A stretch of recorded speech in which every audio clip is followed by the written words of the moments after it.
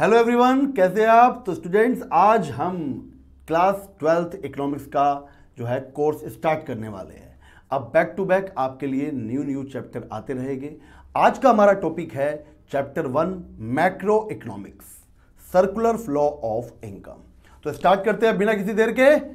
तो देखिए, तो इस चैप्टर को समझने से पहले सबसे पहले कुछ बातें, छोटी छोटी बातें समझनी पड़ेगी आपको। चलो छोटी छोटी बातों पे चलते हैं।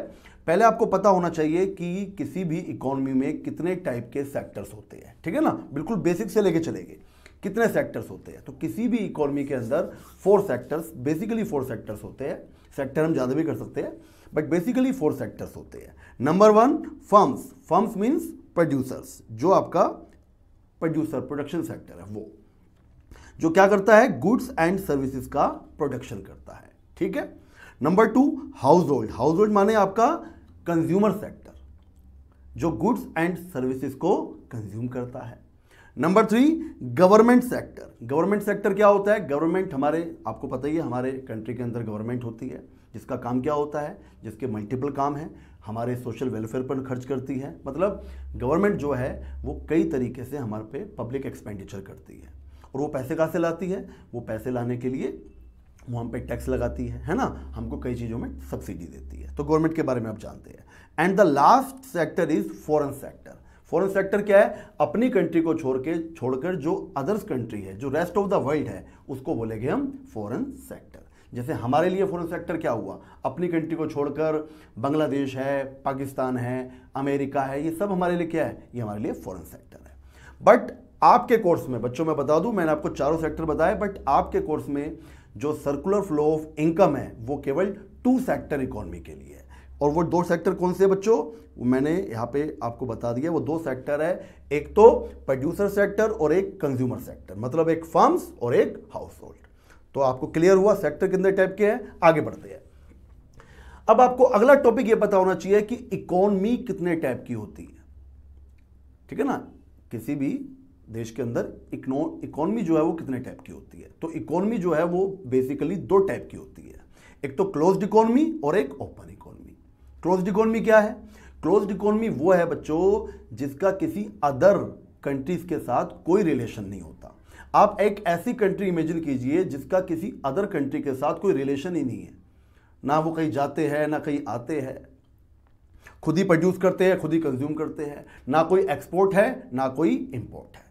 ऐसी इकोनॉमी को क्या बोलते हैं हम? Closed economy. और क्लोज्ड इकोनॉमी में बच्चों 2 टाइप की हो सकती है, एक तो 2 सेक्टर क्लोज्ड इकोनॉमी, एक तो 2 सेक्टर क्लोज्ड इकोनॉमी और एक 3 sector closed economy. Closed economy भी 2 टाइप की हो सकती है। 2 सेक्टर में क्या होगा? 2 सेक्टर में 2 ही सेक्टर्स होंगे, एक प्रोड्यूसर मतलब फर्म्स जो गुड सर्विस प्रोड्यूस करेगा, और second one is house hold. House hold कौन? जो गुड सर्विसेज को कंज्यूम करेगा, ठीक है ना। 2 ही सेक्टर हो गए। और 3 सेक्टर इकोनॉमी में क्या होगा? फर्म्स तो होगी ही, हाउस होल्ड तो होगा ही, साथ में बच्चों गवर्नमेंट सेक्टर भी होगा। क्या होगा? गवर्नमेंट सेक्टर भी होगा। तो क्लोज्ड इकोनॉमी वो है जिसका किसी भी कंट्री के साथ कोई रिलेशन नहीं है, कोई एक्सपोर्ट नहीं है, कोई इंपोर्ट नहीं है, उसको बोल दिया हमने क्लोज्ड इकोनॉमी। ये 2 सेक्टर भी हो सकती है और 3 सेक्टर भी हो सकती है। हमारे कोर्स में 2 सेक्टर इकोनॉमी के बारे में बात करेंगे। ओपन इकोनॉमी क्या है? अब इसका उल्टा कर लीजिए, आप समझदार है ही। ओपन इकोनॉमी क्या होगी? वो इकोनॉमी जिसका अदर कंट्रीज के साथ ट्रांजेक्शन्स होती है, अदर कंट्रीज के साथ रिलेशन है। वो पॉलिटिकल रिलेशन हो सकते हैं, वो ट्रेड के रिलेशन हो सकते हैं, कमर्शियल रिलेशन हो सकते हैं, जिनका अदर कंट्री के साथ एक्सपोर्ट इंपोर्ट चलता है। आज दुनिया में कोई भी इकोनॉमी क्लोज नहीं है, सभी इकोनॉमी क्या है? ओपन इकोनॉमी है। ग्लोबलाइजेशन का दौर है, सबका किसी ना किसी कंट्री के साथ कोई ना कोई रिलेशन चलता है, ठीक है ना। तो आपको क्लियर हुआ क्लोज्ड इकोनॉमी क्या है और ओपन इकोनॉमी क्या है। ये कोई बड़ी चीज नहीं थी, ये एक बेसिक चीज थी। चैप्टर पढ़ाने से पहले इसका समझना बहुत जरूरी था। अब हम चलते हैं मेन कॉन्सेप्ट पे आगे की ओर। चैप्टर का नाम है सर्कुलर फ्लो ऑफ इनकम। तो बच्चों जरा वर्ड पे ध्यान दो। सर्कुलर माने सर्कल।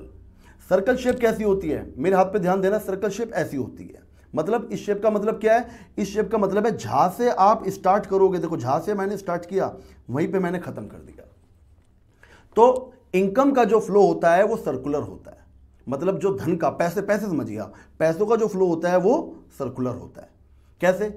अगर पैसे हमारे हाथ से एज अ कंजप्शन जा रहे हैं, आप लोग कंज्यूमर हो, आप लोग पैसे खर्च करते हो, गुड सर्विसेज खरीदते हो, वो पैसा आपसे चला गया, मगर साथ ही साथ आपके घर में जो कमाने वाला है, आपके फादर है, मदर है, वो उस पैसे को कमा के भी ले आते हैं, तो आपके हाथ से पैसा गया, फिर दोबारा से आपके पास पैसा आ गया। मतलब जो इनकम है, जो पैसा है, वो सर्कुलर शेप में घूमता रहता है।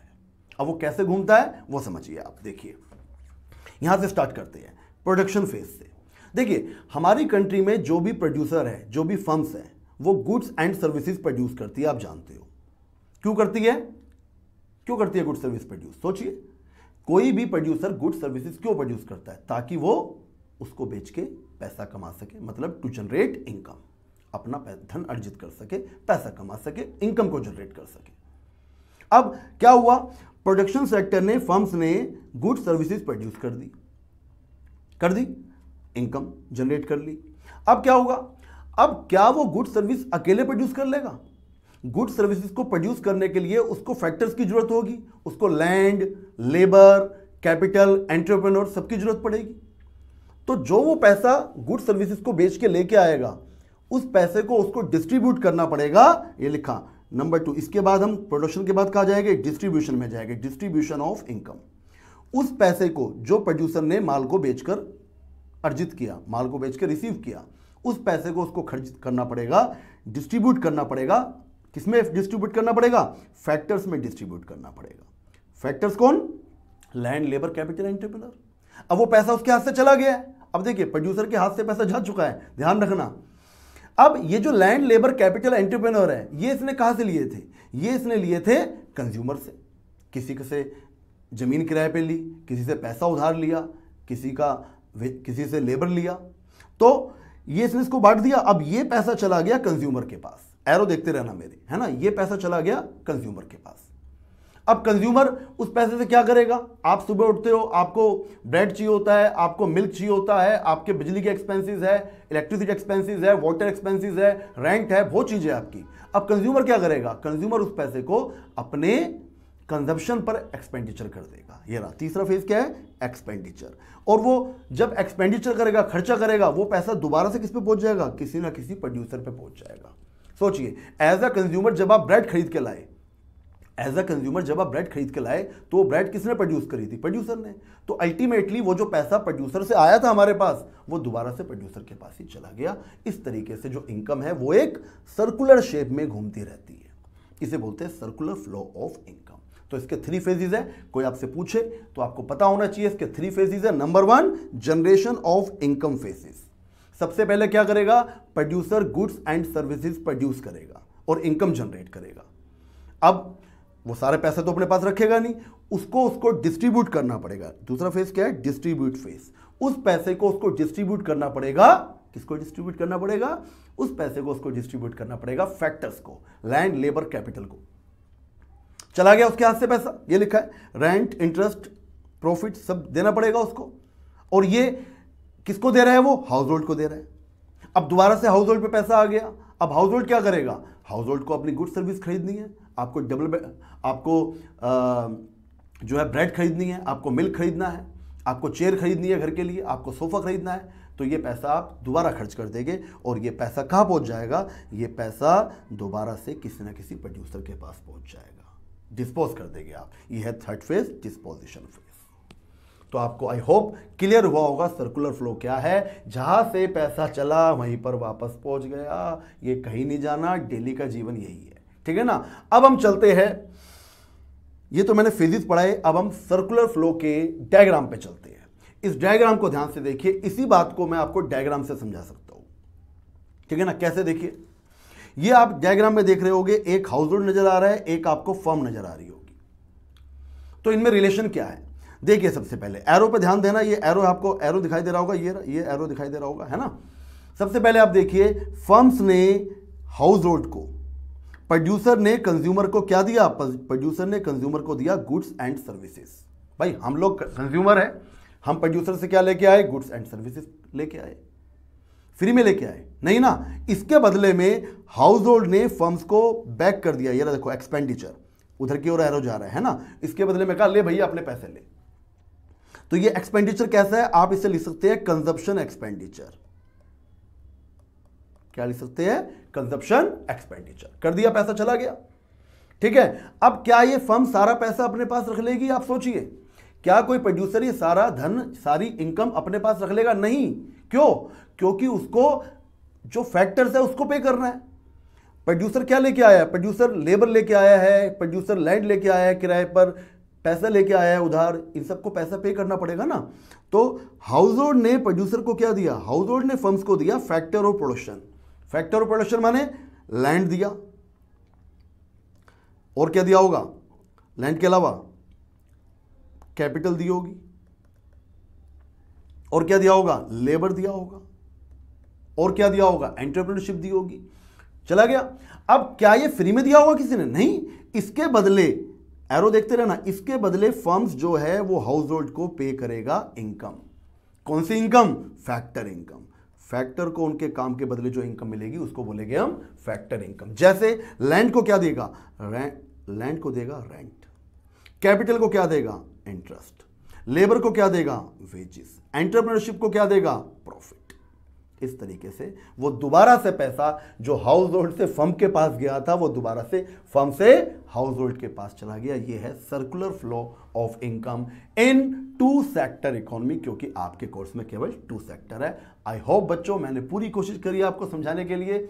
आई होप आपको समझ में आया होगा। अगर आपको मेरी वीडियो पसंद आ रही है तो प्लीज़ एंड प्लीज़ मेरे चैनल को सब्सक्राइब कीजिए, और कमेंट में अगर अच्छी लगी है तो अच्छा लिखिए, अगर बुरी लिखी है तो बुरा लिखिए। आप बताइए, मुझको फीडबैक देखिए कि आपको मेरा पढ़ाया हुआ समझ में आया है या नहीं आया है। अब इसकी डेफिनेशन देख लीजिए। डेफिनेशन आप समझ ही गए। डेफिनेशन कुछ नहीं है इसकी, क्या हुआ है इसके अंदर आप सोचिए। सर्कुलर फ्लो में हुआ क्या है, जो आपका पैसा है वो आपके पास से फर्म्स के पास गया, फिर फर्म से दोबारा आपके पास आ गया। मतलब सर्कुलर फ्लो क्या है, सर्कुलर फ्लो है गुड्स एंड सर्विसेज और फैक्टर के जो इनकम और रिसिप्ट्स, जो इनकम और एक्सपेंडिचर है उसका लेन देन। ये लिखा होगा, it is defined as a flow of payment and receipts. किसी के लिए पेमेंट है, किसी के लिए रिसिप्ट्स है। अगर आप फर्म्स को पैसा पे करते हो, एक्सपेंडिचर पे करते हो, तो आपके लिए वो एक्सपेंडिचर हो गया, फर्म्स के लिए इनकम हो गई, मतलब रिसिप्ट्स हो गई। तो ये क्या है, ये फ्लो है पेमेंट एंड रिसिप्ट्स का, किसकी, goods and services and factor services. कोई गुड सर्विसेज दे रहा है, फर्म्स आपको गुड सर्विसेज दे रही है, और आप फर्म्स को फैक्टर सर्विसेज दे रहे हैं, ठीक है ना। तो उनका जो अदला बदली हो रही है, उनके बदले में जो पेमेंट और रिसिप्ट हो रही है, उसको हमने नाम दे दिया, क्या नाम दे दिया, circular flow in two sector economy. तो बच्चों, आई होप आपको समझ में आया होगा, ठीक है ना। तो अब हम चलते हैं नेक्स्ट टॉपिक की ओर, ठीक है। तो बच्चों, नेक्स्ट टॉपिक है टाइप्स ऑफ सर्कुलर फ्लो। तो बच्चों, सर्कुलर फ्लो आपको क्लियर हो चुका है। सर्कुलर फ्लो भी 2 टाइप का होता है स्टूडेंट्स। सर्कुलर फ्लो 2 टाइप्स का होता है, एक तो रियल फ्लो और एक मनी फ्लो। आप इसके नाम पे गौर कीजिए, रियल फ्लो। रियल क्या है हमारे जीवन में, रियल क्या है आप बताइए। क्या मनी रियल है? नहीं, पैसे के पीछे हर कोई भागता है, मगर क्या आप पैसे को कंज्यूम कर सकते हो? नहीं, हमें अल्टीमेटली कंज्यूम करना पड़ता है गुड्स एंड सर्विसेज। तो रियल फ्लो क्या है, the flow of goods and services, the flow of goods and services between 2 sector, house hold and firms, is called real flow. अरे भाई, प्रोड्यूसर से कंज्यूमर की ओर और कंज्यूमर से प्रोड्यूसर की ओर जो गुड्स एंड सर्विसेज का फ्लो हो रहा है उसको क्या बोलेंगे हम, रियल फ्लो। और मनी फ्लो क्या होगा, खुद सोचिए, मेरे पढ़ाने की जरूरत नहीं है, आप बहुत समझदार, आप जानते हैं। मनी फ्लो क्या होगा, अगर real flow goods and services का फ्लो है तो मनी फ्लो क्या होगा, money flow is a flow of money between 2 sectors. अगर रियल फ्लो में गुड्स एंड सर्विसेज का फ्लो हुआ है तो मनी फ्लो में क्या होगा, मनी का फ्लो होगा गुड्स एंड उसके बीच में, हाउस होल्ड और फर्म्स के बीच में। तो आई होप आपको समझ में आ गया होगा। अब ये हुआ कैसे होगा जरा देखिए, मैंने नीचे 2 डायग्राम बना रखे हैं, आप समझिए। अगर गुड्स एंड सर्विसेज की बात आए तो आप उसको रियल फ्लो में शो करेंगे, और जब पैसे की बात आएगी, बाप बड़ा ना भैया सबसे बड़ा रुपया, तो जब उसकी बात आएगी तो आप उसको मनी फ्लो में दिखाएंगे, ठीक है। तो देखिए कैसे, फर्म्स ने हाउस होल्ड को क्या दिया, बच्चों भी बताया था मैंने पिछले डायग्राम में। फर्म्स ने, एक प्रोड्यूसर ने कंज्यूमर को क्या दिया, सोचिए मुझसे पहले, मैं रुक जाता हूं। एक प्रोड्यूसर ने कंज्यूमर को क्या दिया, एक प्रोड्यूसर ने कंज्यूमर को दिया goods and services, goods and services. क्या प्रोड्यूसर ने कंज्यूमर को एक गुड्स और सर्विस दी? क्या ये फ्री में दी? नहीं दी ना। इसके बदले में कंज्यूमर ने क्या दिया होगा प्रोड्यूसर को? हाउस होल्ड ने क्या दिया होगा फर्म को? हाउस होल्ड ने फर्म को दिया होगा इसकी payment of good and services. मगर पेमेंट क्या है? पेमेंट तो पैसा है, पेमेंट तो मनी है। तो मनी को आप इधर शो नहीं करेंगे, मनी को आप मनी फ्लो में शो करेंगे। तो हाउस होल्ड ने फर्म को, जब फर्म्स ने हाउस होल्ड को दिया गुड्स एंड सर्विसेज, तो हाउस होल्ड ने फर्म को कहा कि ले भैया अपना पैसा पकड़, payment of goods and services. दे दिया भैया पैसा, उधार चुकता हो गया, है ना। गुड्स इधर, पैसा उधर, गुड्स इधर, मनी इधर। अब क्या हाउस होल्ड भी फर्म्स को कुछ देता है क्या? गुड्स एंड सर्विसेज देता है। हाउस होल्ड फर्म को देता है अपनी फैक्टर सर्विसेज। क्या देता है बच्चों? Factor services. फैक्टर सर्विसेज माने लैंड। फर्म के पास लैंड नहीं है, वो किसी हाउस होल्ड से किराए पे ले आया, है ना। क्या दिया? अपना लैंड दिया, अपना लेबर दिया, अपनी कैपिटल दी, अपना एंटरप्रेन्योरशिप दिया। फ्री में दिया क्या? फ्री में नहीं दिया ना। इसके बदले अब पैसों की बात दोबारा आ गई है, इसने इसको सर्विस दे दी। अब फर्म हाउस होल्ड को इसके बदले क्या देगा? देखो एरो देखते रहना, फिगर में एरो बनी हुई है। इसके बदले फर्म्स कहेगा ले भैया अपने पैसे पकड़, आप पकड़ो payment of factor services. Payment of factor services मतलब अगर तुमने लैंड दिया है तो रेंट लो, अगर तुमने लेबर दिया है तो वेजेस लो या सैलरी लो, और तुमने कैपिटल दिया है तो इंटरेस्ट लो, और तुमने एंटरप्रेन्योरशिप दिया है तो प्रॉफिट ले लो भैया। क्लियर है? तो इस तरीके से कुछ नहीं था, टू सेक्टर सर्कुलर फ्लो को ही हमने दो भागों में बांट दिया। गुड सर्विस को इधर शो कर दिया और मनी को इधर शो कर दिया। आई होप आपको समझ में आया होगा। एक बारी क्विक फटाफट पढ़ लेते हैं। रियल फ्लो का मतलब क्या है? आप स्क्रीन पे देखिए, the flow of goods and services between two sector. दो सेक्टर्स के बीच में जो गुड्स एंड सर्विसेज का फ्लो है वो है रियल फ्लो। और वो दो सेक्टर कौन है? हाउस होल्ड और फर्म्स, प्रोड्यूसर और कंज्यूमर। बोलिए मेरे साथ, मनी फ्लो क्या है? The flow of money between two sector. दो सेक्टर्स के बीच में जो मनी का फ्लो हो रहा है, लेना देना, पैसा आ रहा है, पैसा जा रहा है ना, वो क्या हो गया? मनी फ्लो हो गया। Kind of exchange. अब रियल फ्लो में गुड्स एंड सर्विसेज का एक्सचेंज होता है, तो लिखा है it includes the exchange of goods and services. भाई रियल फ्लो में गुड्स एंड सर्विस का एक्सचेंज हो रहा है, और मनी फ्लो में किसका एक्सचेंज हो रहा है? मनी का। It includes exchange of money between house hold and firms. Simple है यार, मेरी पढ़ाने की जरूरत नहीं, आप बहुत टैलेंटेड हो, आप जानते हो। Number 3, difficulty. अगर आप गुड्स के बदले गुड्स का लेन देन करेंगे तो बार्टर सिस्टम की दिक्कत आ जाएगी। इसको बोलते हैं बार्टर सिस्टम। इसमें बहुत सारी डिफिकल्टी आएगी आपको। और अगर आप मनी के थ्रू ट्रांजैक्शन करते हैं तो ऐसी कोई डिफिकल्टी आएगी नहीं। आज हर चीज मनी में मिल रही है, आप मार्केट में जाते हैं, वहां प्राइस टैग होता है, आपको पसंद आए तो लो, नहीं तो मत लो। डिफिकल्टी क्या है यार? पंगा कुछ नहीं है। पंगा एक ही है कि पैसा कहाँ से आएगा, है ना। बाकी खरीदने में कोई दिक्कत नहीं है, मगर गुड्स में बहुत सी प्रॉब्लम है। इसके अलावा रियल फ्लो का एक नाम है फिजिकल फ्लो। क्या है? Physical flow. और मनी फ्लो का दूसरा नाम है नॉमिनल फ्लो। तो ये था real flow of money flow. बच्चों पूरी मेहनत से लगा हुआ हूं, पूरी कोशिश है मेरी कि आपको एक एक बात समझ में आए। अगर कोई डाउट है तो प्लीज कमेंट कीजिए, और अगर अच्छा लगी मेरी वीडियो, लग रही है आपको, समझ में आ रहा है, तो प्लीज सब्सक्राइब जरूर कर देना। और जो भी आपके डाउट हो आप कमेंट में लिखना, जितना हो सकेगा मैं आंसर देने की कोशिश करूंगा। अब आगे बढ़ते हैं। अब इस चैप्टर का, क्योंकि छोटा सा चैप्टर है, बड़ा ही इतू सा चैप्टर है, तो इसमें एक लास्ट डिफरेंस पढ़ लीजिए आप, स्टॉक एंड फ्लो। ठीक है ना। इस चैप्टर में बच्चों ये भी बता दूं आपको, इसको पढ़ाने से पहले दो चीज बड़ी इंपॉर्टेंट है। एक तो मनी फ्लो, रियल फ्लो जो भी पढ़ाया, और एक स्टॉक एंड फ्लो का डिफरेंस। ठीक है ना। इसके अलावा सब कुछ इंपॉर्टेंट होता है, कोई चीज को आप हल्के में मत लेना, मगर ये ज्यादा इंपॉर्टेंस रखते हैं दो चीजें। स्टॉक एंड फ्लो क्या है बच्चों? स्टॉक ही फ्लो है, फ्लो ही स्टॉक है। आप कहोगे कैसी बातें कर रहा है, बोल क्या रहा है? ये रियल है। एक क्वांटिटी, एक वेरिएबल एक टाइम पे स्टॉक हो सकता है, दूसरे टाइम पर फ्लो हो सकता है। वो डिपेंड करता है कि आप उसकी मेजरमेंट कैसे कर रहे हैं। मेरे हाथ में जो पेन है, इसको मैं स्टॉक भी कह सकता हूं, फ्लो भी कह सकता हूं।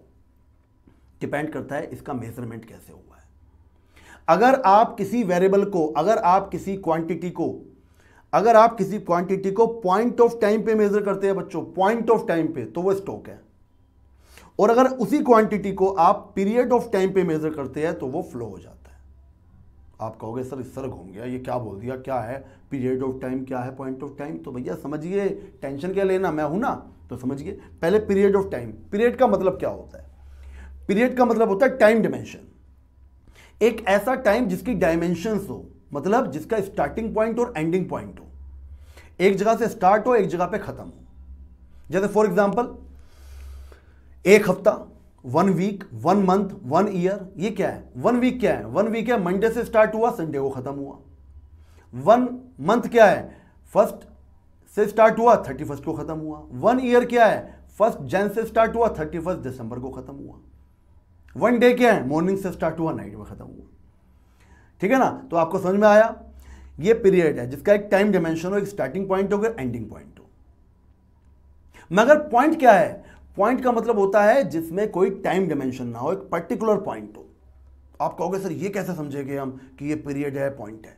तो बच्चों इसका मैं बहुत अच्छा तरीका बता रहा हूं। जब भी किसी क्वेश्चन में, जब भी किसी क्वांटिटी में कोई डेट मेजर हो, क्या मेजर हो? डेट। डेट माने फॉर एग्जाम्पल, एग्जाम्पल के तौर पे मेरे बच्चों, जैसे 31 मार्च, कहीं पे लिखा है 31 मार्च को ये इतनी मेरे पास धन था, 31 मार्च को इतनी मेरी ये क्वांटिटी थी, है ना, इतने चावल थे मेरे पास, 31 मार्च को इतने राइस थे मेरे पास। अगर कोई ऐसी बात करे तो इसका मतलब है वो स्टॉक है। और अगर कोई पर्टिकुलर डेट ना हो के, पॉइंट ना हो, डेट माने पॉइंट, डेट ना हो के एक टाइम डिमेंशन हो, जैसे 1 डे, वीक, 1 वीक, है ना, या मंथ, या ईयर, या डे, ऐसा कुछ आपके सामने आ जाए तो आप उसको टाइम डिमेंशन मान लेना, उसको आप फ्लो मान लेना। ठीक है ना? एग्जांपल देते हैं, ठीक है ना? तो पहले एक बड़ी डेफिनेशन दोबारा पढ़ते हैं। स्टॉक क्या है? Stock refers to any quantity, ध्यान से पढ़िए स्क्रीन पर, stock refers to any quantity, ये क्वांटिटी है that is measure at a particular point of time, जिसको पॉइंट ऑफ टाइम पे मेजर किया गया है। The main thing is point of time, ये याद रखना। फ्लो क्या है? Flow refers to any quantity, flow भी क्वांटिटी है, अरे चीज तो वही है ना, but that is measure at particular period of time. मगर इसको किस पे मेजर किया गया बच्चों? इसको मेजर किया गया है पीरियड ऑफ टाइम पे। अब एग्जांपल देता हूं, जो दिमाग में कंफ्यूजन है वो सब खत्म हो जाएगी। तो आपको क्लियर क्या हुआ? आपको क्लियर हुआ कि स्टॉक के अंदर कोई टाइम डिमेंशन नहीं होती, जबकि फ्लो के अंदर एक टाइम डिमेंशन होती है, एक स्टार्टिंग पॉइंट है, एक एंडिंग पॉइंट है। अब आप कहेंगे सर इसके एग्जाम्पल दो, क्या एग्जाम्पल? तो चलो मैं आपसे पूछता हूं, अगर मैं आपसे पूछूं बताइए आपके घर की इनकम क्या है, तो आपके जवाब क्या होगा? सर हमारे घर की इनकम है 60,000 पर मंथ। पर मंथ बोलना पड़ेगा आपको। जैसे आपने पर मंथ बोला, सोचो, जैसे आपके मुंह से पर मंथ निकला वैसे आपने एक टाइम डिमेंशन की बात कर दी, एक पीरियड ऑफ टाइम की बात कर दी। इसका मतलब आपकी इनकम एक फ्लो है, क्योंकि इसके अंदर पीरियड ऑफ टाइम है। मैं कहूँ आपके घर का एक्सपेंडिचर क्या है, तो आप कहोगे सर मेरे घर का एक्सपेंडिचर है 40,000 पर मंथ। तो जैसे आपने 40,000 पर मंथ या ईयर बोल दिया, या आपने बोल दिया 1,000 रुपीज पर डे, तो पर डे का क्या मतलब हुआ? पर डे का मतलब हुआ टाइम डिमेंशन बता दिया, सुबह से लेकर रात तक का। ये भी क्या हो गया? फ्लो हो गया। तो किसी नेशनल इनकम, किसी कंट्री की नेशनल इनकम, क्योंकि ये ईयर पे मेजर होगी, तो ये हो गया फ्लो। आपके घर का एक्सपेंडिचर ये मंथली या डेज के हिसाब से होगा, तो ये हो गया flow. Number of death in 2023, 2023 पूरे साल में कितने लोग मरे, कितनों की डेथ हुई, पूरे साल की बात चल रही है, तो ये हो गया फ्लो। अब तुम कहोगे सर पीरियड का बताओ, पीरियड क्या है? वेल्थ ऑफ अ पर्सन, किसी आदमी की वेल्थ। मैं आपसे कहूँ आपकी वेल्थ क्या है, आपकी संपत्ति क्या है, तो आपने उसके साथ ऐसे नहीं बोलेगे कि मेरी वेल्थ 1 महीने में इतनी है।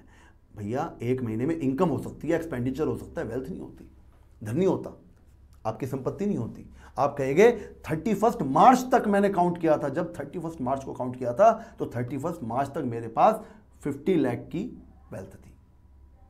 वहां पर आपको डेट देनी पड़ेगी, और जैसे आपने डेट दी वैसे क्या हुआ? वो स्टॉक बन गया। मैंने कहा number of buses in the Delhi, Delhi में कितनी बस है?